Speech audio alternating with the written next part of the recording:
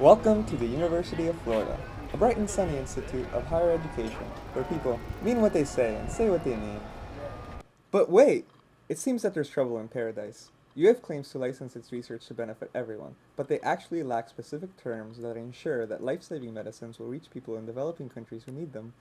Most of the population of UF is unaware of this problem, but they shouldn't be. Universities can play a crucial role in making access to medicines possible by adapting and implementing policies which allow for generic pricing in the developing world. But the band of rogue students gather under the radar of the administration. This is a story of our campaign for humanitarian licensing at UF. We started off with a potluck planning meeting, where, with a little help from Americans for an Informed Democracy, we strategized for our campaign. We defined our goals and our target. Meet David Day, Technology Transfer Officer at UF. We set up a meeting with Day to gauge his initial response to our proposal, and to lay the groundwork for our relationship with the administration. Though Day seemed encouraging, we weren't sure of his commitment, so we began a banner campaign on campus.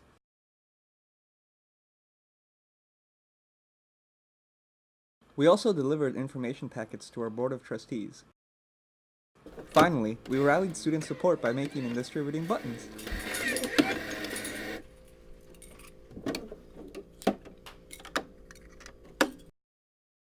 We began to build coalitions with student groups and campus leaders by giving presentations at student organization meetings. We gathered campus support with the signing of a giant statement that aligns with our cause, the PCS, which we happened to place outside David Day's office to remind him of his responsibilities here at UF. You could say we continue to raise the pressure. We secured a second meeting, this time with Dr. Wynne Phillips, Vice President of Research. Here we defined our campaign strategies, as we learned about the distribution of university power. This set the stage for further action. We invited Stephen Lewis, founder of AIDS Free World and former UN Ambassador for HIV/AIDS in Africa, to speak in support of our campaign. And it's heartbreaking to see the carnage that has been wreaked by the HIV and AIDS pandemic, and to know that more than 20 million people have died, many of them, possibly the majority of them, unnecessarily. Because we had the antiretroviral drugs, and they were never available at prices that people or governments could afford. How in God's name can you pay for drugs that are selling in the Western world for between $10,000 and $15,000 per person per year when you're living on less than $1 a day?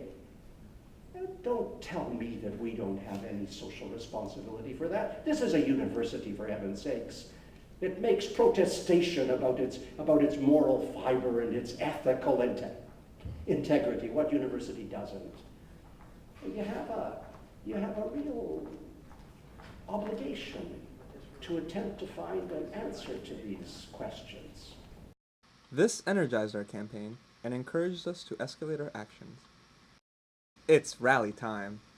Our purpose was to encourage the administration to take specific action on adopting a humanitarian licensing policy. We also hope to get a meeting with the university president. We are here today to encourage the UF administration to research and implement licensing policies that will enable developing countries to access life-saving medicines developed at UF. Our chanting got the attention of several administrators inside the building. At first, they were upset with our disturbance, but we convinced them to listen to our ideas. They recognized that the issue was important, and we gave them letters of support that the rally participants had signed, which they promised to deliver to the president.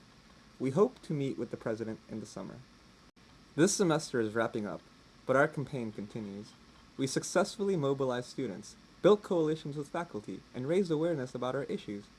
We also leveraged pressure on the administration to implement humanitarian licensing.